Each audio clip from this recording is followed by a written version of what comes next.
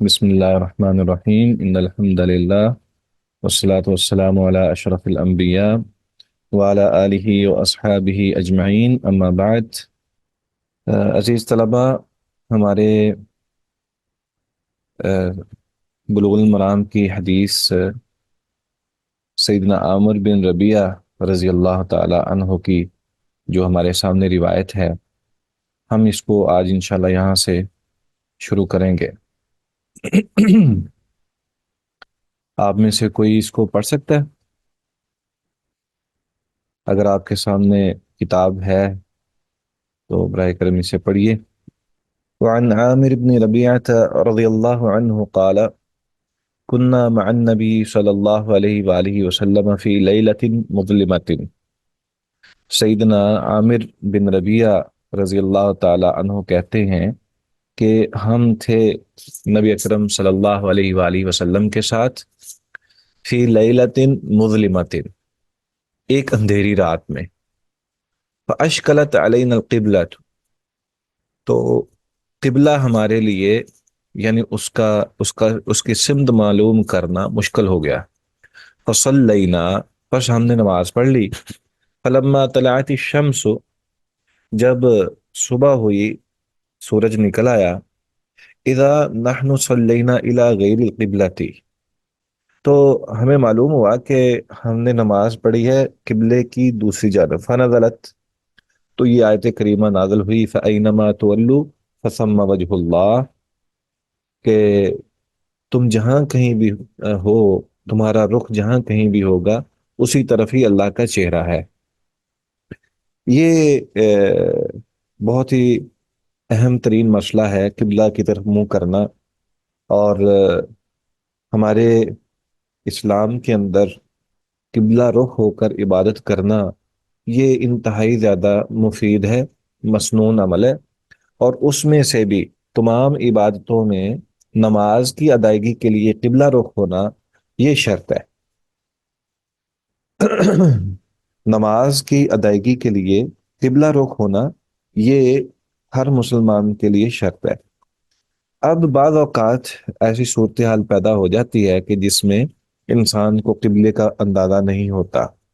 تو ایسی صورتحال میں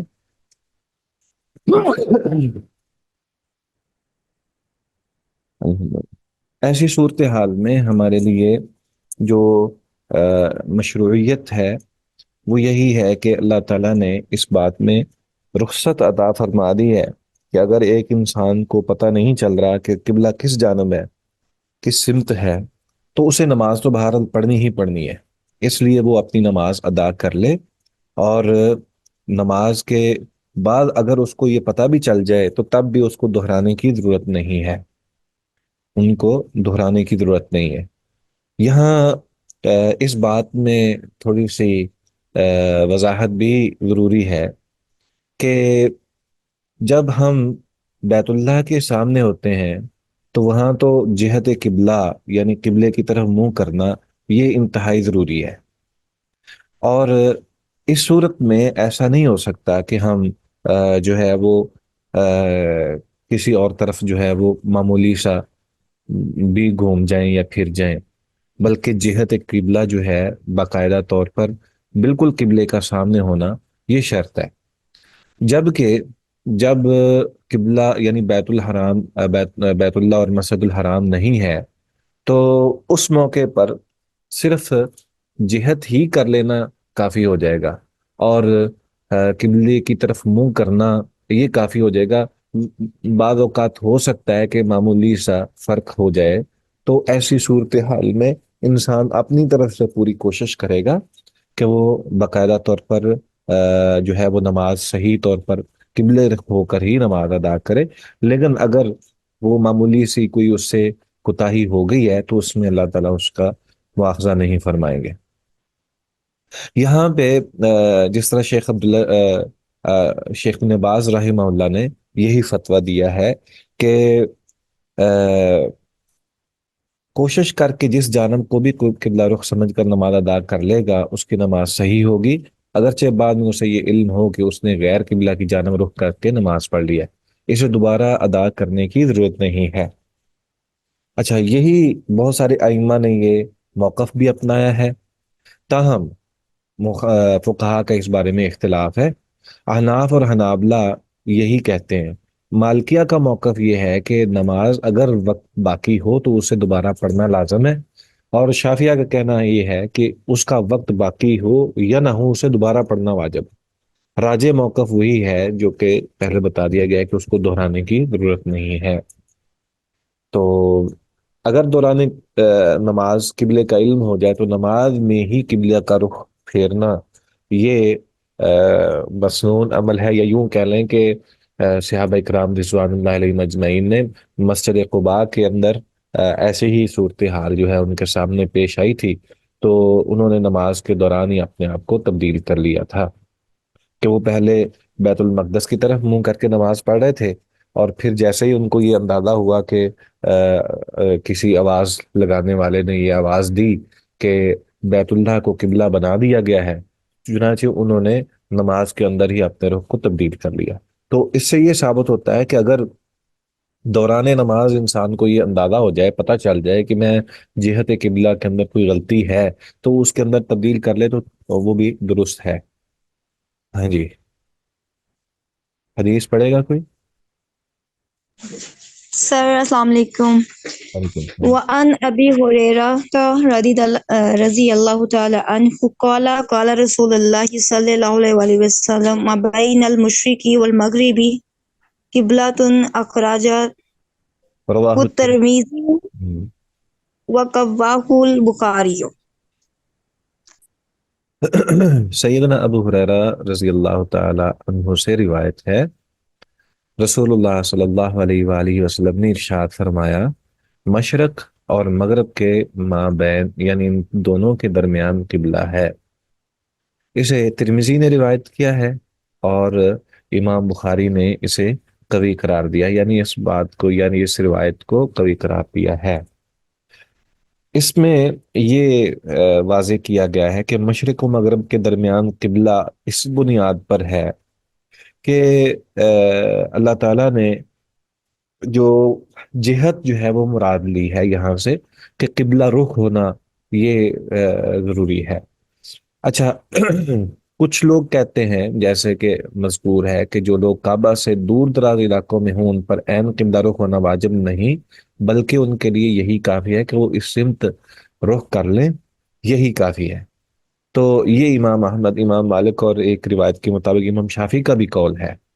اگرچہ امام شافعی کا جو اصل قول ہے وہ یہ ہے کہ جو شخص دور ہو اس پر بھی عین قبلہ رخ ہونا واجب ہے اور فرض ہے، لیکن بات وہی ہے جو اس روایت سے ہمارے سامنے آ رہی ہے کہ ما بین المشرقی والمغرب قبلۃ، کہ جہت ہی مراد ہے، مشرق و مغرب کے درمیان قبلہ جو ہے یہ اللہ تعالیٰ نے رکھا ہوا ہے۔ اگر کوئی دور دراز سے نماز ادا کر رہا ہے تو وہ اگر جہت اختیار کر لیتا ہے تو اس کے لیے یہی کافی ہے۔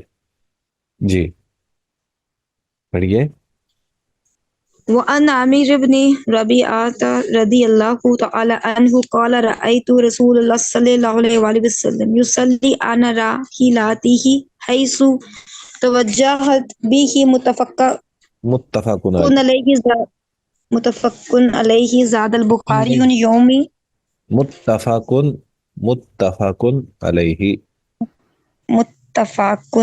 عليه زاد البخاري يومي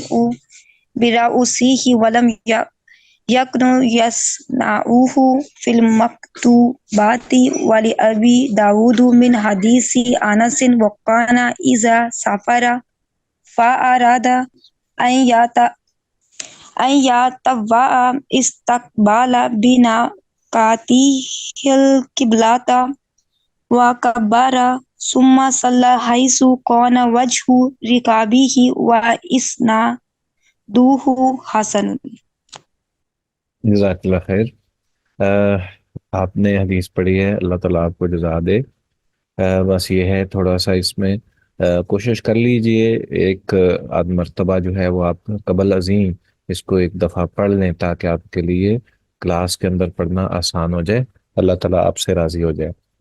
سیدنا عامر بن ربیعہ رضی اللہ تعالی عنہ سے روایت ہے، وہ بیان کرتے ہیں، رأیت رسول اللہ صلی اللہ علیہ وآلہ وسلم، میں نے دیکھا رسول اللہ صلی اللہ علیہ وآلہ وسلم کو، یصلی علی راحلتہ، کہ وہ نماز ادا فرما رہے تھے اپنی سواری پر، حیث توجہت بھی، وہ سواری جس طرف بھی رخ کرتی، یعنی آپ علیہ الصلوۃ والسلام اپنی سواری پر موجود ہوتے اور آپ نماز ادا فرماتے، تو جب نماز ادا کرتے تو اس موقع پر پھر پہلے تو قبلہ رخ ہو کر نماز شروع کر لیتے، پھر اس کے بعد جس طرف بھی سواری چہرہ کر لیتی۔ ظاہر بات ہے کہ جانور کے اوپر جب سواری کی جاتی ہے، آپ صلی اللہ علیہ وسلم کی اونٹنی قصوہ تھی جس پر آپ زیادہ تر سواری فرمایا کرتے تھے، تو وہ دائیں بائیں تو حرکت کرتی ہے، تھوڑا بہت تو یہ فرق پڑتا ہے، تو اس کے باوجود نبی صلی اللہ علیہ وآلہ وسلم جو ہیں وہ اس پر ہی یعنی اسی طرح ہی نماز پڑھ رہے ہوتے۔ متفق علیہ۔ زاد البخاری، بخاری میں یہ بات اضافے کے ساتھ موجود ہے، یومئ برأسہ ولم یکن یصنعہ فی المکتوبات، کہ آپ صلی اللہ علیہ وآلہ وسلم رکوع اور سجدے کے لیے اپنے سر کے ساتھ اشارہ فرما لیتے، یعنی جیسے انسان جو ہے وہ یہ واضح کرنا چاہ رہا ہے کہ میں سجدے کی حالت میں ہوں یا رکوع کی حالت میں، تو اپنے آپ کے اپنے سر کو جھکا لینا، تو یہ آپ علیہ الصلوۃ والسلام فرمایا کرتے تھے۔ لیکن مکتوب نماز یعنی فرض نماز میں ایسا نہیں کیا کرتے تھے، فرضی نماز جو ہے وہ آپ علیہ الصلوۃ والسلام اتر کر صحیح طور پر ادا فرمایا کرتے تھے زمین کے اوپر۔ تو سواری کے اوپر جو ہے وہ نوافل کی ادائیگی یہ مشروع ہے اور مسنون عمل ہے، اور پڑھنی بھی چاہیے، سفر کے اندر نماز جو ہے وہ ادا کرنی چاہیے، انسان باوضو ہو۔ آپ علیہ الصلوۃ والسلام کا طریقہ تو یہی تھا کہ آپ ہمیشہ باوضو رہا کرتے تھے، تو اس لیے یہ بڑی اچھی بات ہے کہ انسان جو ہے وہ اپنی اگر سواری ہے بالخصوص تو اس میں نماز کی ادائیگی کرے اور سنت پر عمل پیرا ہو جائے، لیکن اس کے لیے یہ ہے کہ اسے قبلہ رخ ہو، جب سواری قبلہ رخ ہو تو پھر اس کو شروع کر دے، پھر اس کے بعد جس طرح بھی سواری گھوم جائے کوئی مسئلہ نہیں ہے۔ ولی ابی داود من حدیث انس رضی اللہ عنہ،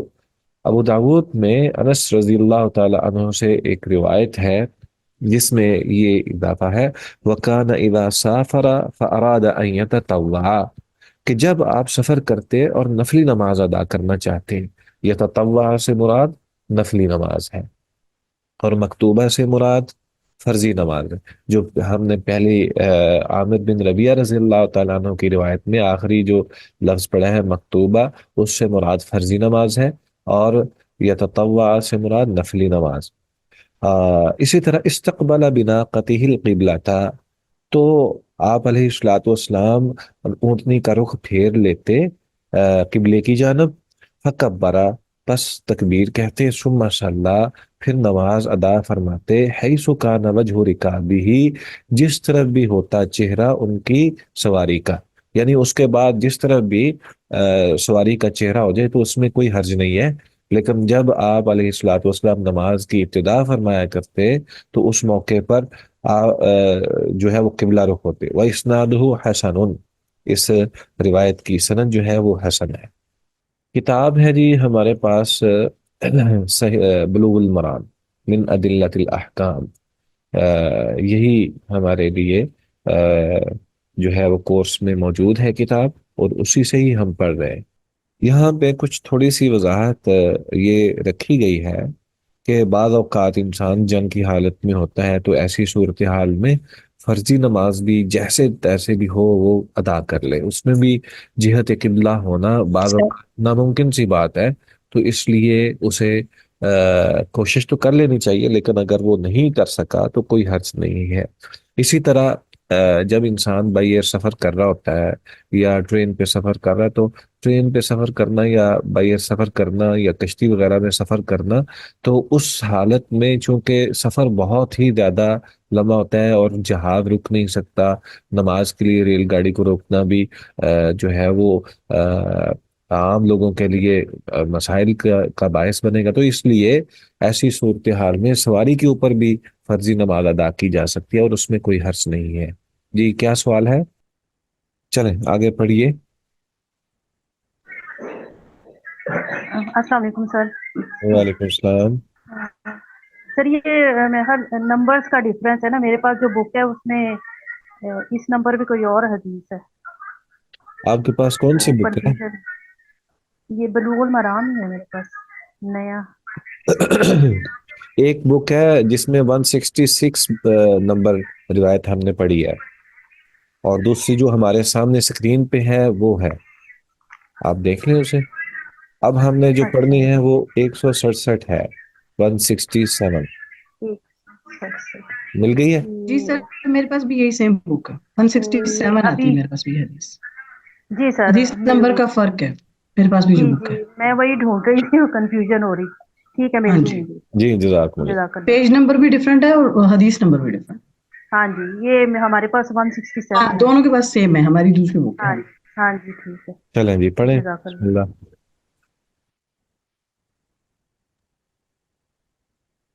سر میں پڑھوں؟ پڑھیں پڑھیں کوئی پڑھے. وعن ابن عمر رضی اللہ تعالی عنہ قال نحی رسول اللہ صلی اللہ علیہ وسلم ان یصلی فی سبعۃ مواطن المزبلۃ والمجزرۃ والمقبرۃ وقارعات الطریق والحمام ومآتن الإبل وفوق ظہر بیت اللہ رواہ ترمذی وضعفہ. اچھا آپ نے اس سے اگلی روایت پڑھی ہے، اس سے پہلے بھی مطلوب ہے ہمیں. اچھا اس سے پہلی بھی ہے. جی پڑھیے ذرا. میں وہ پڑھتی ہوں. وعن ابن سعید الخدری رضی اللہ تعالی عنہ ان النبی صلی اللہ علیہ وسلم قال الارض كلها مسجد الا المقبرة والحمام رواہ ترمذی وله علت. جزاک اللہ خیر. وعن ابي سعيد الخدري رضي الله عنه ان النبي صلى الله عليه وآله وسلم قال الارض كلها مسجد الا المقبرة والحمام رواه الترمذي وله علة. اب اس روایت کے مطابق سیدنا ابو سعید خدری رضی اللہ تعالی عنہ بیان کرتے ہیں، نبی اکرم صلی اللہ علیہ وآلہ وسلم نے ارشاد فرمایا الارض کلھا مسجد، کہ زمین سب کی سب مسجد ہے، یعنی وہاں نماز پڑھی جا سکتی ہے، الا المقبرۃ مگر قبرستان میں، والحمام اور حمام میں. حمام سے مراد غسل خانے وغیرہ یا ایسے مقام جہاں پہ بول و براس والا معاملہ ہو، تو ایسی صورتحال میں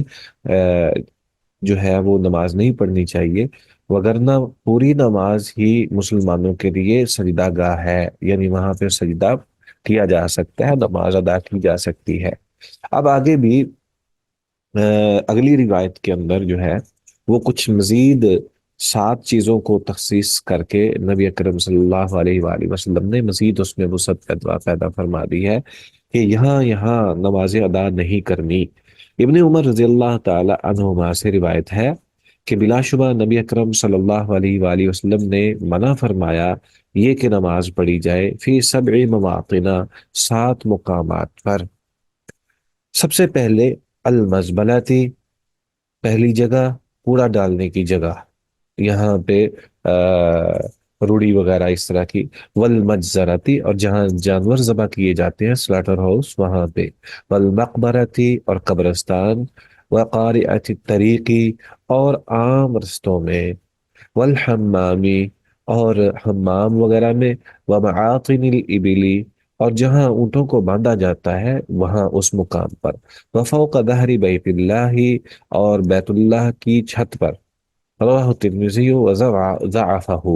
اسے امام ترمذی رحمہ اللہ نے بیان کیا ہے اور اسے ضعیف کہا ہے. تو سب سے پہلی بات تو یہ ہے کہ ایسی جگہ جہاں پہ کوڑا وغیرہ پھینکا جاتا ہے، روڑی وغیرہ، اور اس میں بے شک وہ کس طرح کا بھی ہو، اس ایسی جگہ پر چونکہ نماز وہاں ادا کی جاتی ہے جو جگہ پاک ہو، جگہ کی پاکیزگی اور طہارت بھی مطلوب ہے نماز کے لیے، تو اس صورت میں وہ مقام، وہ جگہ جہاں پہ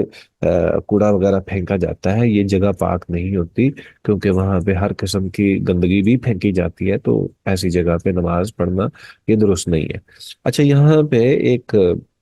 اسی سے مراد یعنی مزبلہ جس کو کہا جاتا ہے کہ گوبر اور لید وغیرہ ڈالے جاتے ہیں، ایسی جگہ کو بھی کہا جاتا ہے۔ تو ایسی صورتحال میں ہمیں کچھ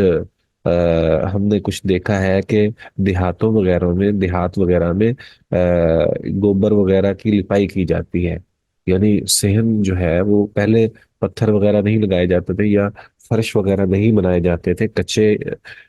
مکان ہوتے تھے، اور ان کا فرش جو ہے وہ بھی کچا ہوتا تھا، تو وہاں پہ لپائی جو کی جاتی تھی وہ گوبر اور لید کی جاتی تھی، اور اس میں بھی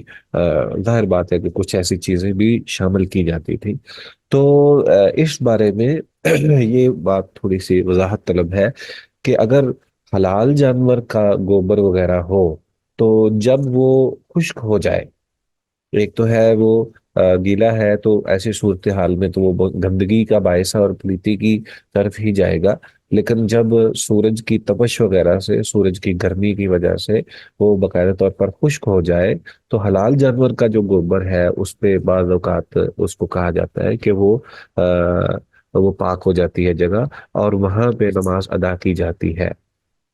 یا ادا کی جا سکتی ہے۔ ایسی ہی صورتحال وہ ہے کہ جہاں پہ حلال جانور جو ہے وہ بعض اوقات پیشاب کر دیتا ہے اور انسان کو پتہ نہیں ہوتا، تو اگر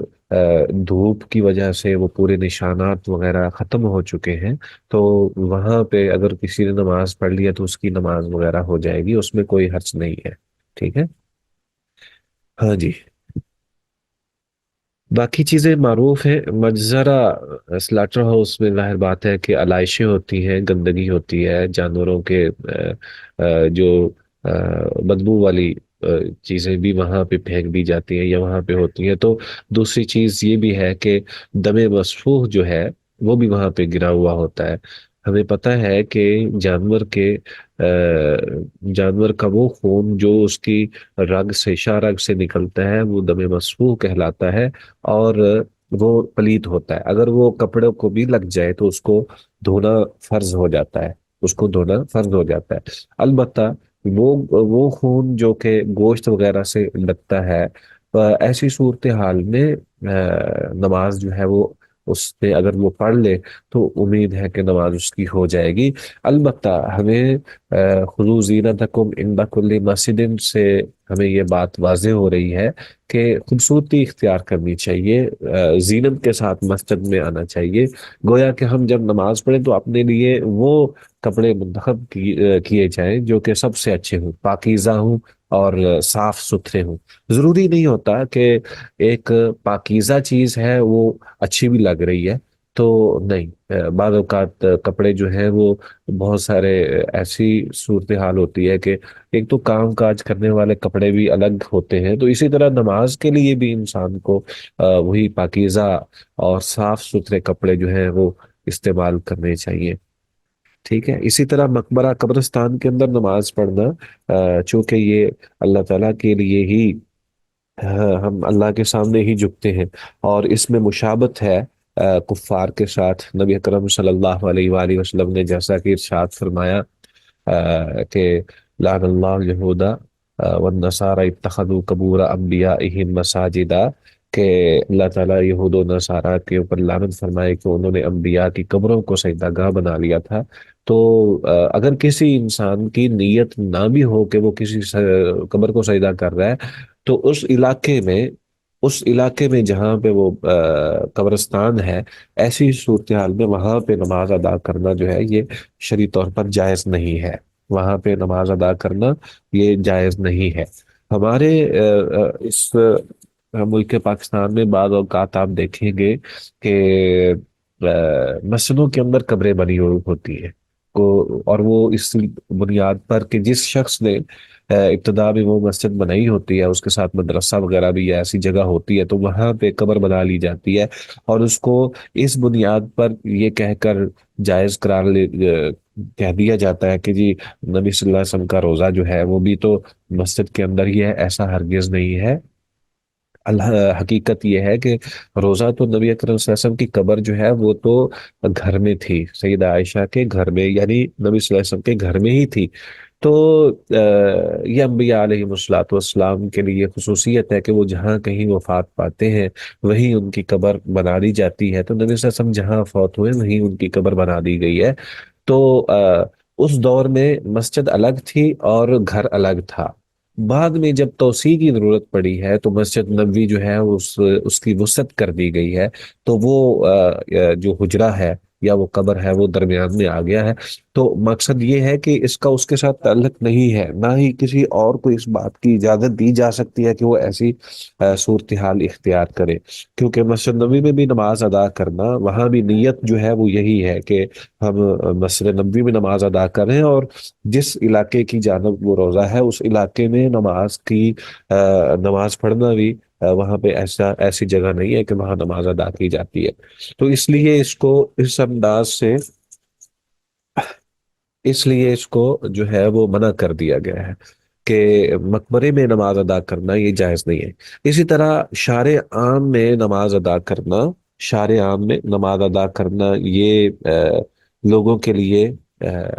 جو ہے وہ تکلیف کا باعث ہے کہ وہ رکاوٹ پیدا ہو جائے گی. اور اسی طرح شارع عام میں بول و براز کرنا یہ بھی جائز نہیں ہے. جس طرح نماز پڑھنا جائز نہیں ہے ایسے ہی وہاں پہ بول و براز کرنا بھی جائز نہیں ہے. اسی طرح حمام، جو کہ ہم پتہ ہے کہ یہ جگہ ہی پاک پاک نہیں ہوتی زیادہ تر، تو اس لیے اس جگہ پر نماز ادا نہیں کی جا سکتی. اور معاطن الابل یعنی ایسے باڑے جو کہ اونٹوں کے ہیں، اونٹوں کے باڑوں میں اس لیے کہ یہ بعض اوقات یہ جو اونٹ ہیں یہ کینہ رکھتے ہیں اپنے دل میں، اور اگر ان کو موقع ملے تو وہ بدلہ لینے سے چوکتے نہیں ہیں. تو اس لیے انہیں نبی صلی اللہ علیہ وسلم نے اونٹوں کے باڑوں میں نماز ادا کرنے سے منع کر دیا کہ کہیں وہ آپ کو نقصان نہ دے. تو اس سے یہ ثابت ہوتا ہے کہ اگر کوئی ایسا مقام ہے یا ایسی جگہ ہے جہاں پہ جان کو خطرہ ہے تو وہاں بھی نماز ادا نہیں کرنی چاہیے. یہ جس طرح اونٹوں کے باڑے میں نماز ادا نہیں کی جا سکتی، اسی طرح باقی ایسے مقامات پر. اور اس سے یہ بھی ہے کہ وہاں پہ ظاہر ہے ان کا گوبر وغیرہ بھی ہوگا، تو ایسی صورتحال. اور بیت اللہ چونکہ جہت اس کی مراد ہے تو اس لیے اس کی چھت پر تو نماز ادا نہیں کی جا سکتی. تو یہ 7 ایسی جگہ ہیں جہاں پہ نماز ادا کرنا جو ہے وہ ہمارے لیے ممنوع قرار دے دیا گیا ہے. ٹھیک ہے جی. سر یہ جو حدیث ہے یہ ضعیف اس لیے ہے کہ اس کا جو راوی ہے یعنی کہ اس کو ضعیف کیوں کہا گیا؟ اس کے پوائنٹس تو سارے ٹھیک ہے. پوائنٹ سے مراد آپ کا کیا ہے؟ یعنی کہ جہاں نماز پڑھنا منع کیا گیا وہ تو سب چیزیں ٹھیک بتائی گئی ہیں، تو پھر اس حدیث کو ضعیف کیوں کہا گیا ہے؟ اصل میں ضعیف روایت جو ہوتی ہے وہ 2 وجہ سے ہوتی ہے بنیادی طور پر. ایک سند کے اعتبار سے اور ایک متن کے لحاظ سے. سند کے اعتبار سے ضعیف ہونا یہ اور صورت ہے، اور متن کے اعتبار سے ضعیف ہونا یہ الگ ایک صورت ہے. اب اس میں تھوڑا سا فرق یہ ہے کہ سند وہ چین جو کہ صحابہ کرام رضوان اللہ علیہ مجمعین سے لے کر آگے راوی تک، روات حدیث جو ہوتے ہیں، یعنی راوی وہ لوگ جو اس حدیث کو آگے پہنچانے والے ہیں، استاد شاگرد، پھر اس کے بعد شاگرد، پھر اس کے بعد شاگرد، یہاں تک کہ جس صاحب کتاب نے وہ حدیث بیان کی ہے وہاں تک جو لوگ ہیں یہ سارے کے سارے، یہ ایک چین بنتی ہے، ان کو روات کہا جاتا ہے. یہ راوی سارے اگر صحیح ہوں، یعنی وہ ثقہ بھی ہوں، اور ثقہ ہونے کے ساتھ ساتھ وہ جو حدیث انہوں نے لی تھی اس کو بھی اچھی طرح سمجھ رہے ہوں اور اس کو حفظ بھی کیا ہوا ہو، اور وہ روایت جو ہے وہ راوی جو ہے کہیں سے کوئی سکپ نہ کیا گیا ہو، یعنی جو ترتیب ہے راوی سارے کے سارے موجود ہیں، ان میں سے کوئی ایک ایسا نہیں ہے جس نے روایت سنی نہیں ہے، یا ایسا نہیں ہے جو کہ درمیان میں حذف ہو گیا ہے. تو یہ ابتدائی طور پر یہ میں آپ کو جو بیان کر رہا ہوں اس میں یہ ہے کہ یہ سند اگر کسی روایت کو ضعیف کہا جاتا ہے تو یہ ساری چیزیں اس میں ہوتی ہیں کہ کہیں سے راوی جو ہے وہ حذف کیا گیا ہوتا ہے یا سکپ ہو جاتا ہے، چھوڑ دیا جاتا ہے، یا اس کو حفظ صحیح نہیں ہوا ہوتا، یعنی وہ روایت لینے میں تساہل برتتا ہے، یا اس میں کمزوری ہے کہ حافظہ کمزور ہے، یا اس کو محفوظ اس نے صحیح طور پر نہیں رکھا، اس کے اندر کمی بیشی ہو گئی ہے، اور یا وہ مجہول ہے، یعنی ایسا شخص ہے کہ کنیت تو بیان کی گئی ہے لیکن اس کے بارے میں کوئی وضاحت نہیں ہے کہ وہ فلاں شخص تھا، اور اس کی شخصیت جو ہے وہ معروف نہیں ہے، مجہول ہے، تو ایسی صورت میں سندن روایت ضعیف ہوتی ہے۔ اور متناً روایت ضعیف اس وقت ہوتی ہے جب ایک ایسی روایت ہو جو کہ بالکل صحیح ہو، اور دوسری طرف یہ جو متن ہے اس کے راوی جو ہیں وہ بھی بیان کر رہے ہیں، لیکن اس متن کے اندر کوئی تبدیلی واقع ہوئی ہے، الفاظ کے اندر تبدیلی واقع ہو گئی ہے، یا کوئی اس طرح کی صورتحال سامنے آ گئی ہے، یا جو اصول شریعت ہیں ان کی مخالفت کی جا رہی ہے، یعنی دیگر روایات کی مخالفت کی جا رہی ہے، تو ایسی صورت میں متن بھی ضعیف ہو جاتی ہے۔ تو ضروری نہیں ہے کہ صرف سندن ہی ضعیف ہو یا صرف متن ہی ضعیف ہو، بعض اوقات دونوں طرح ہی ضعیف ہوتی ہے، اور تو ائمہ کرام جو ہیں وہ ان دونوں صورتوں میں دیکھتے ہیں، غور کرتے ہیں، پھر اس کے بعد کسی روایت کو جو کہ دیکھی جاتی ہے کہ اس میں کوئی نہ کوئی عیب ہے تو وہ کہہ دیتے ہیں کہ یہ ضعیف ہے، ٹھیک ہے، اور دوسرا جو کہتا ہے کہ یہ عیب نہیں ہے تو وہ کہتا ہے کہ یہ کبھی ہے، صحیح ہے۔ جیسا ایک آدمی کے بارے میں یا ایک راوی کے بارے میں ایک امام صاحب کو ان کے پورے حالات زندگی کا پتہ نہیں چلا تو وہ کہتے ہیں کہ ضعیف ہے، دوسرے کہتے ہیں کہ مجھے ان تمام کا پتہ چل گیا اور وہ صحیح ہے تو وہ کہتے ہیں صحیح ہے، تو یہ تھوڑا سا فرق ہوتا ہے، ٹھیک ہے جی۔ یہاں پہ متناً بات ٹھیک ہے لیکن جو روات ہے اس کی وجہ سے۔ وعن أبي مرثد الغنوي رضي الله عنه قال سمعت رسول الله يقول لا تصلوا إلى القبور ولا تجلسوا عليها رواه مسلم۔ جزاک اللہ خیر۔ ابو مرثد غنوی رضی اللہ تعالی عنہ صحابی رسول ہیں، وہ کہتے ہیں کہ میں نے رسول اللہ صلی اللہ علیہ وآلہ وسلم سے یہ سنا کہ آپ فرما رہے تھے لا تصلوا الی القبور، کہ قبروں کی جانب منہ کر کے نماز ادا نہ کرو، ہاں جی، اور دوسری بات ولا تجلسوا علیہا، کہ ان کے اوپر بیٹھو بھی مت۔ تو اس حدیث سے جو پتہ چلتا ہے وہ یہ ہے کہ قبر کی جانب رخ کر کے نماز پڑھنا یہ شرعی طور پر ممنوع اور حرام ہے، اگرچہ بے شک قبر جو ہے اس کی جہت ایسی صورتحال میں آپ ایسی جگہ پہ ہیں کہ جہاں قبلہ بھی سیدھا ہے اور سامنے درمیان میں قبر آ رہی ہے، تو تب بھی اس قبر کے اوپر کھڑے ہو کے اللہ کے لیے بھی نماز پڑھنا یہ جائز نہیں ہے۔ میں آپ کو اس کی چھوٹی سی مثال دیتا ہوں، جیسے نبی اکرم صلی اللہ علیہ وآلہ وسلم نے 3 اوقات میں نماز ادا کرنے سے منع فرما دیا ہے۔ صبح کے جب طلوع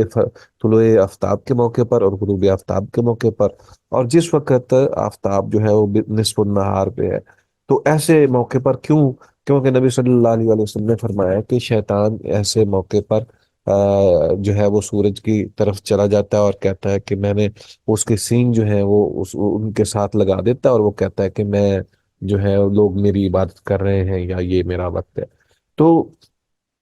شرعی طور پر کوئی بھی انسان جو ہے وہ نماز ادا کر سکتا ہے اور اس میں ممانت نہیں ہونی چاہیے، لیکن یہاں پہ شبہ ہے، بندے کی نیت تو اللہ کی عبادت ہے، نماز وہ اللہ کے لیے پڑھ رہا ہے، لیکن ایک طاغوت جو ہے وہ سامنے یہ کہہ رہا ہے کہ نہیں بھی تو میری عبادت کر رہا ہے، تو ایسی صورتحال میں سے بھی نبی صلی اللہ علیہ وسلم نے منع فرمایا۔ تو اسی طرح جب کوئی شخص قبر کی جانب منہ کر کے نماز ادا کرتا ہے، جب کوئی شخص قبر کی جانب منہ کر کے نماز ادا کرتا ہے تو اس کے لیے یہ ایک وہم ہو جاتا ہے، لوگوں کو دیکھنے کے اعتبار سے ایک شک کی نگاہ ہے، یا یوں کہہ لیں کہ اس کے ایسی صورتحال سے وہ دوچار ہو جاتا ہے کہ جیسے وہ کسی قبر کی طرف منہ کر کے نماز پڑھ رہا ہے تو وہ قبر کی ہی عبادت کی جا رہی ہے، تو یہ شرم تو ویسے ہی جائز نہیں ہے۔ تو اس لیے نبی اکرم صلی اللہ علیہ وآلہ وسلم نے صرف شبے کی وجہ سے ہی جو ہے اس کو منع کر دیا کہ قبر کی طرف منہ کر کے نماز ادا نہیں کرنی، جس سے یہ ثابت ہوتا ہے کہ شرک کتنا بڑا گناہ ہے۔ تو بہرحال ان چیزوں کو ہمارے لیے جو ہے وہ بطور خاص پاکستان اور ہندوستان میں یہ چیزیں جو ہے وہ اہتمام کرنا چاہیے کہ قبرستان یا کسی دربار یا اس طرح کے جو مقامات ہیں جہاں پہ قبریں وغیرہ ہیں، وہاں پہ اول تو ایسے مقام جہاں پہ لوگ اس طرح منہ کر کے نمازیں پڑھتے ہیں یا سجدہ گاہ بناتے ہیں یا عرس میلے وغیرہ اس طرح کی چیزیں ہوتی ہیں، وہاں پہ جانا ویسے ہی جائز نہیں ہے، شرعی طور پر حرام ہے، کیونکہ وہ طاغوتی مقام ہے۔ تو اگر کوئی انسان جاتا بھی ہے تو تب بھی اس کو احتراز کرنا چاہیے، بچنا چاہیے، نماز تو بالکل بھی ادا نہیں کرنی چاہیے۔ سر یہ قبرستان کے اندر لوگوں نے وہ چھوٹے چھوٹے سٹالز بھی لگائے ہوتے ہیں۔ وہ جو اسٹال وغیرہ لگائے ہوتے ہیں خرید و فروخت کے حوالے سے موسٹلی ہم جب دیکھتے ہیں کہ پھولوں کے پھول وہاں بیچے جاتے ہیں یا چادریں بھی بیچی جاتی ہیں یا کتبے لگانے کے لیے وہاں پہ کچھ دکانیں وغیرہ بنائی جاتی ہیں، تو یہ چیزیں جو ہیں یہ صحیح نہیں ہے۔ قبروں کے اوپر موم بتی لگانا اور اس کو معطر کرنا، وہاں پہ دیا جلانا یا اس طرح کا کام کرنا، وہاں پھول پھینکنا اور کتبے وغیرہ لگا کے اس کو اور وہاں کی صفائی کرنا، یہ سارے شرکیہ امور ہیں۔ تو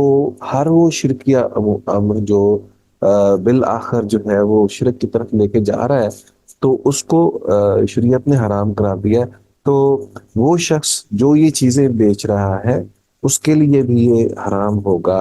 کیونکہ اللہ تعالیٰ نے جو حکم دیا وہ یہ ہے وَلَا تَعَوَنُوا عَلَى الْإِثْمِ وَالْعُدْوَانِ،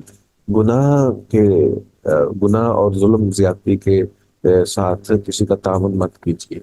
تو اگر کوئی برائی کر رہا ہے تو اس برائی سے روکنا فرض ہے، نہ کہ اس کا معاون بن جائے انسان۔ وعن ابی سعید رضی اللہ عنہ قال قال رسول اللہ صلی اللہ علیہ وآلہ وسلم اذا جاء احدكم المسجد فلينظر فإن رأى في نعليه أذى أو قذرا فليمسحه وليصلي فيهما، أخرجه أبو داود وصححه ابن خزيمة۔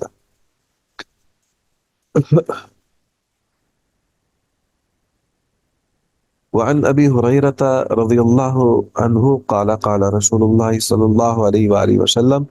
إذا بطئ أحدكم الأذى بخفيه فطهورهما التراب، أخرجه أبو داود وصححه ابن حبان۔ یہ دو روایتیں ہیں، ان کی وضاحت ہم کرتے ہیں انشاءاللہ العزیز۔ پہلے میں یہ ہے ابو سعید خدری رضی اللہ تعالیٰ عنہ سے روایت ہے، وہ بیان کرتے ہیں کہ رسول اللہ صلی اللہ علیہ وآلہ وسلم نے ارشاد فرمایا اذا جاء احدکم المسجد، جب آئے تم میں سے کوئی ایک مسجد کی جانب، فلینظر، بس چاہیے کہ وہ دیکھ لے، فإن رأى فی نعلیہ اذن، اگر وہ دیکھے اپنے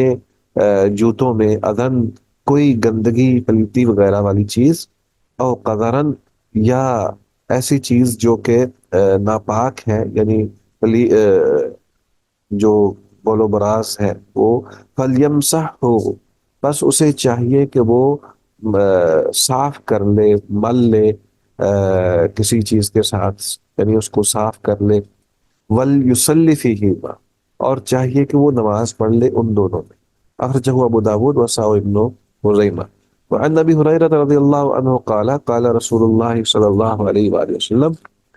رسول اللہ صلی اللہ علیہ وآلہ وسلم سے سیدنا ابو ہریرہ بیان کرتے ہیں، وہ کہتے ہیں کہ آپ نے ارشاد فرمایا اذا بطئ احدکم الاذى، جب کوئی گزر جائے، یعنی اپنے پاؤں کے ساتھ، احدکم تم میں سے کوئی ایک، اذى کسی گندگی والی چیز پر، بخفیہ اپنے موزوں کے ساتھ، فطہورہما التراب، تو ان موزوں کو صاف کرنا یا ان جوتوں کو صاف کرنا مٹی کے ساتھ ہے، مٹی کے ساتھ ان کو صاف کر لیا جائے تو وہ پاک ہو جاتے ہیں، ان میں نماز ادا کی جا سکتی ہے۔ تو یہاں پہ ایک بات تو یہ ذہن میں رکھیے کہ امت محمدیہ کے لیے موزوں کے اندر، جوتوں کے اندر نماز پڑھنا یہ مستحب ہے، اور یہ امت مسلمہ کے لیے ایک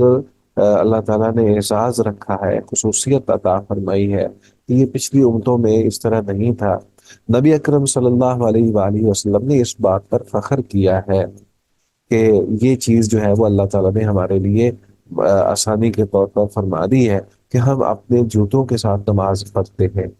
جوتے پہنے ہوئے ہی ہم نماز ادا کر سکتے ہیں۔ تو اس سے یہ ثابت ہوتا ہے کہ شرعی طور پر